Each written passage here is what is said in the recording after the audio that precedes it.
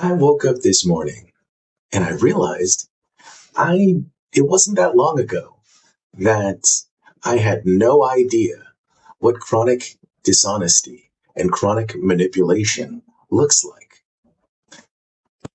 And so I wanted to show you in a way that you would be more likely to digest. I am done with the term reactive abuse, and here's why. First of all, have you heard of this term?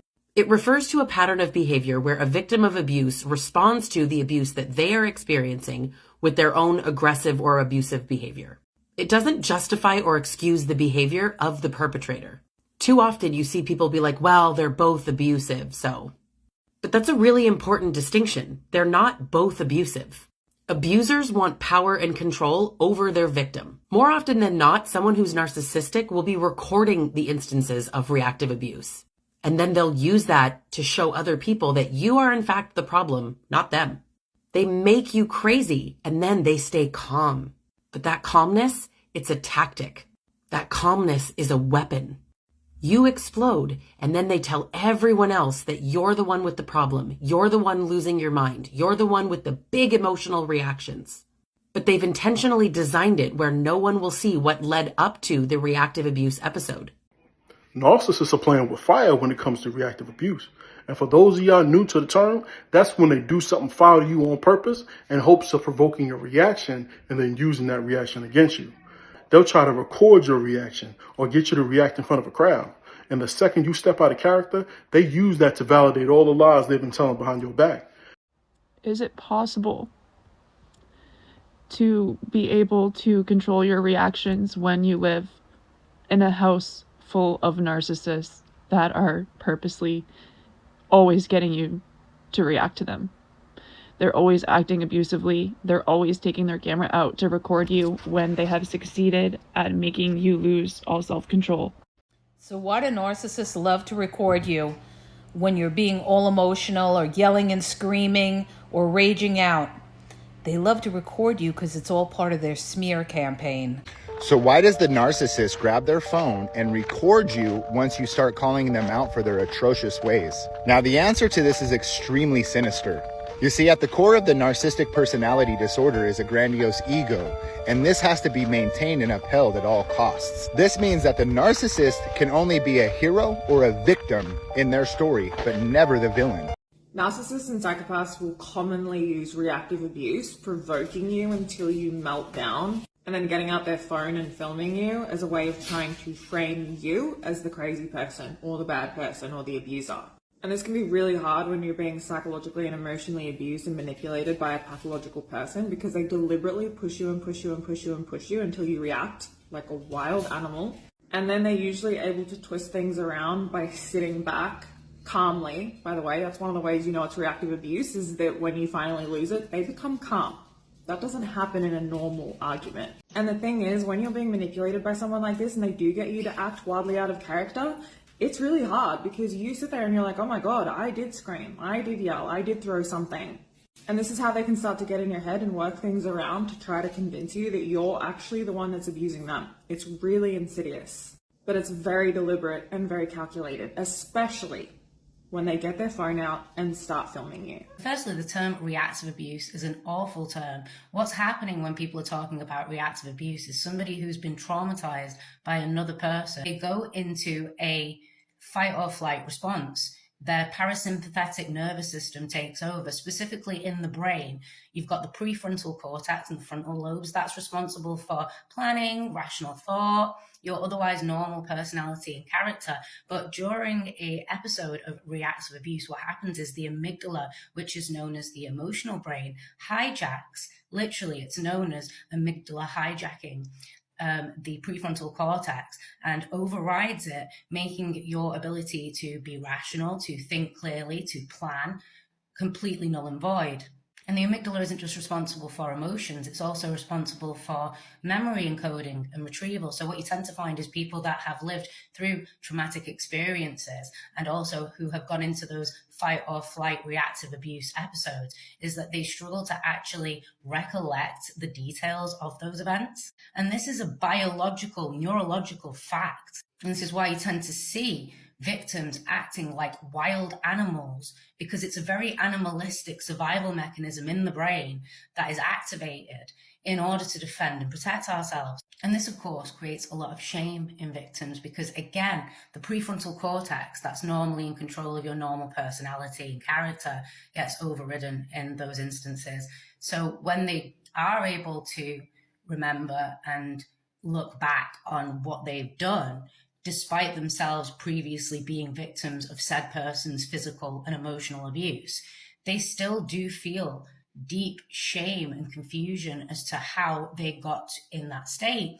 And also in those instances, you tend to find that victims who have lashed out will sustain injury themselves and not notice until hours, even days later, because of the level of adrenaline and, again, the interference with memory encoding during those episodes.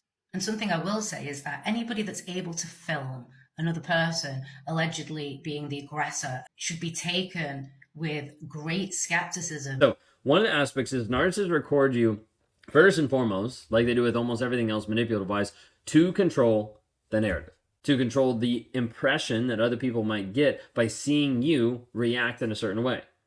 And see, the whole goal is by capturing your emotional reactions, narcissists can later either edit or present the recordings out of context in order to portray you as being the toxic person. And what it does is it starts to distort the reality of the situation. It makes other people believe different pieces of it because the whole piece is let me control the narrative. The problem is larger than these typical, we are so slick manipulations. It's the system that's the most problematic because it amplifies the damage. Social media creates an environment where the we are so slick crowd can provoke reactive abuse out of you, record only your reaction, and instantly broadcast a false narrative out to millions. And once it's out there, the damage is already done. This is a broken system where truth can be cut into fragments, which means that the context can be discarded or edited, and where a number of lies, especially if they are emotional enough, can travel halfway around the world before the truth has time to buckle its pants. This is why it's important to avoid humping a narrative, which is what flying monkeys are often emotionally sabotaged into doing after their consent has been robbed from them. Why do we need prosecution and defense? It should only be prosecution. No. Free your mind. Rationality is righteousness.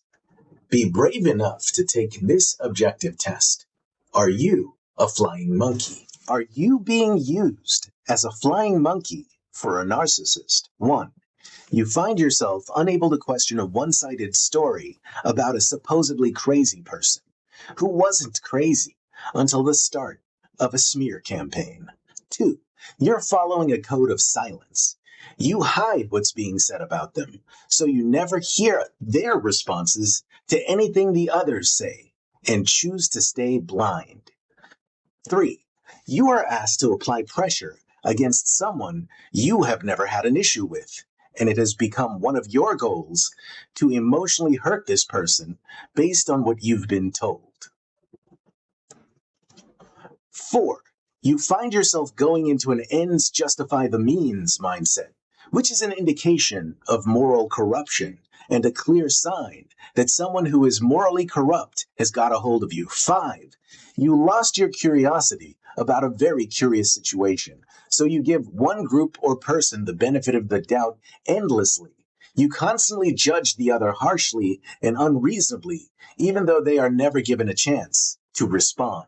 Specializes in narcissistic abuse. If you have someone in your life who is toxic, someone in your life who does things that cross your boundaries, that just degrade you as a human being, that hurt you, and you're like it should be just common sense, like that hurts someone, like you don't treat somebody like that. And if you get pushed to a point of reacting to it, that's called reactive abuse.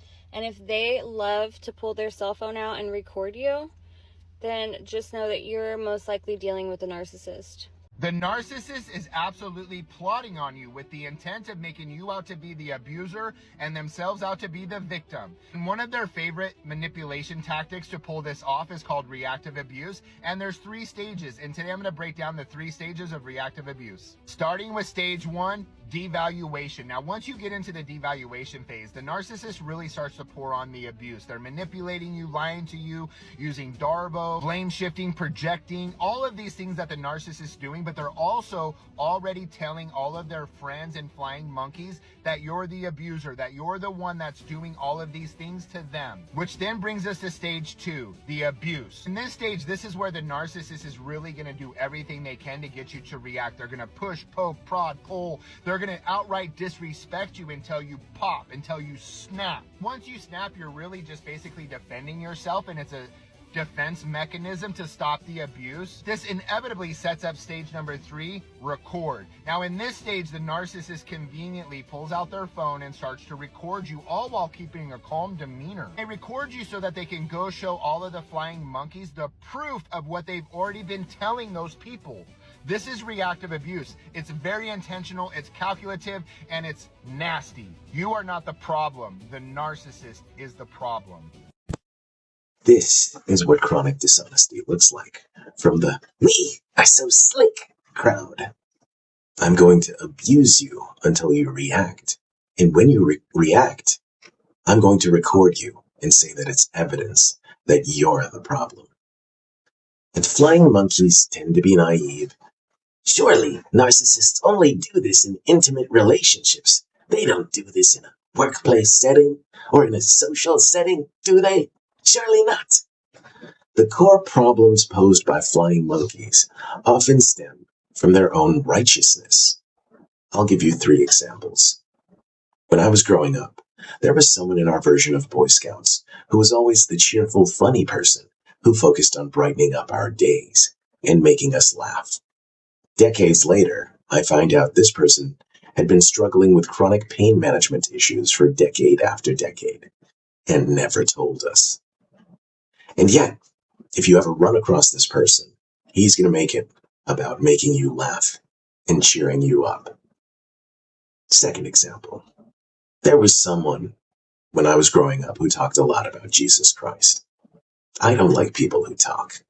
I like people who walk their talk. And I was in my early 20s at that point, so I was like, gee, that person sure does a lot of talking. But their tax return stunned me. That person made enough for his family to survive, but he wasn't particularly wealthy. And what he gave in charitable donations dwarfed the contribution of most millionaires.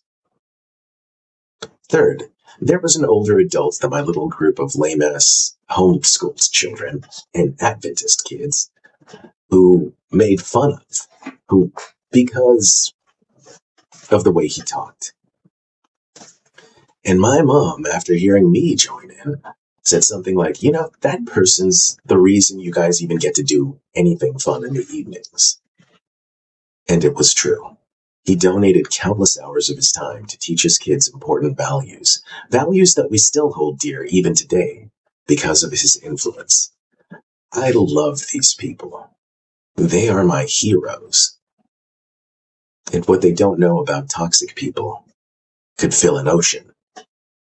And it's okay, they've never been in a clinical psych setting.